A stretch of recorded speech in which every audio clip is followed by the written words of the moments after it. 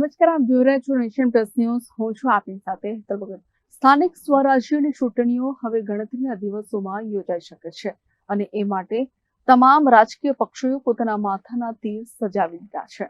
ગુજરાત રાજ્ય ચૂંટણી આયોગ દ્વારા પણ પારદર્શી વાતાવરણમાં ચૂંટણીઓ યોજાય એ માટેની પ્રક્રિયા શરૂ કરી દીધી છે.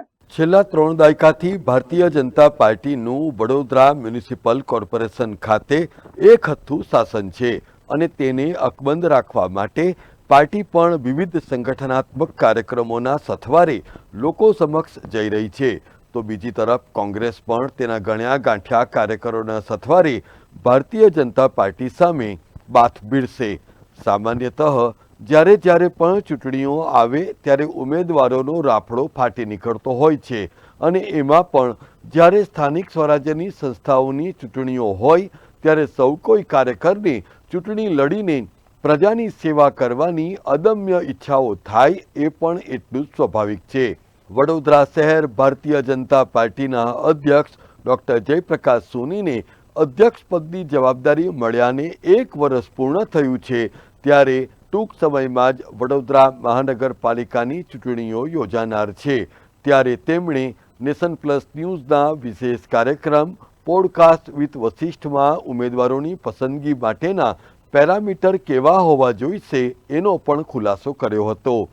ડૉક્ટર જયપ્રકાશ સોનીએ વડોદરા મહાનગરપાલિકાની ચૂંટણીમાં મિશન 76 અમલી બનાવાયું છે એમ જણાવ્યું, જેનાથી આગામી ચૂંટણીમાં કોંગ્રેસના સુપડા સાફ કરી દઈને ક્લીન સ્વીપ કરવાનો પણ આશાવાદ ડૉક્ટર સોનીએ વ્યક્ત કર્યો હતો.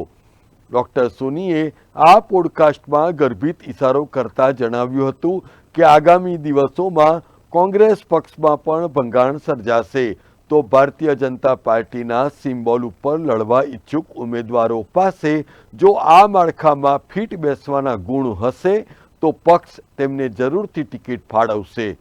સાંભળો ડૉક્ટર જયપ્રકાશ સોનીએ વડોદરા મ્યુનિસિપલ કોર્પોરેશનની ચૂંટણીમાં ઉમેદવારો કેવા હશે એ ઉપર પ્રકાશ ફેંકતા આ પ્રમાણે જણાવ્યું. પરંતુ હવે આપની ખરેખર લિટમસ ટેસ્ટ શરૂ થવાનો છે, કારણ કે હવે જ્યારે ચૂંટણીઓ આવશે ત્યારે સ્વાભાવિકપણે જે મૂર્તિયાઓ છે એ પણ ચોક્કસ તમારા સુધી આવશે જ.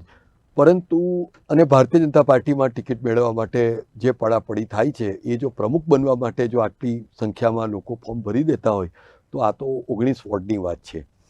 તો આપ મને એ જણાવો કે આ માટેનું કોઈ ચોક્કસ પ્લાનિંગ છે ખરું?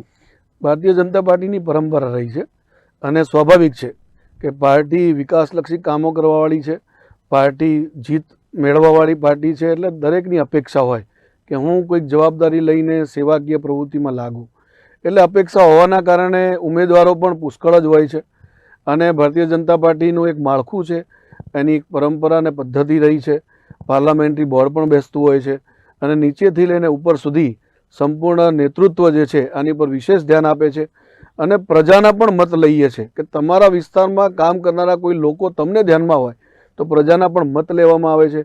આટલું નિષ્પક્ષ રીતે ઉમેદવાર સિલેક્શનમાં પણ પાર્ટી કામ કરે છે અને ત્યારબાદ આખી પ્રક્રિયાના અનુસાર આ પાર્ટી ઉમેદવાર નક્કી કરતી હોય છે.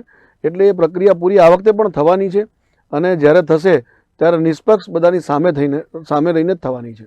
પરંતુ કેટલાક કાઉન્સિલરો અમને જાતે ફોન કરીને એવું કહી રહ્યા છે કે અમારી પર તલવાર લટકી રહી છે. તો આ પ્રકારનો સંદેશો કોણ આપે છે? તમારા તરફથી મળે છે કે કેવી રીતે મળે? મેં તો હંમેશા એવું કહ્યું છે, પરફોર્મન્સની પાર્ટી છે ભારતીય જનતા પાર્ટી. એ કોઈ એવી પાર્ટી નથી કે એમ પરફોર્મન્સ વગર બી કોઈને પણ ઉમેદવાર બનાવી દેશે. એટલે આ પરફોર્મન્સ સારું હશે અને ઉમેદવાર મળવામાં કોઈ વાંધો આવવાનો જ નથી. પરફોર્મન્સના બેઝ પર જ કામ થવાનું છે અને એ તો કોઈ પણ પાર્ટી વિચારે. અને ભારતીય જનતા પાર્ટી તો વિકાસને વરેલી પાર્ટી છે. એટલે આપણે પરફોર્મન્સ આપ્યું હશે તો પાર્ટી જરૂરથી વિચાર કરશે. એટલે આવી કોઈ મનમાં ભ્રમણા લાવવાની અથવા કોઈએ નેરેટિવ સેટ કર્યું હોય તો આપણે મન પર એ ન લાવીએ.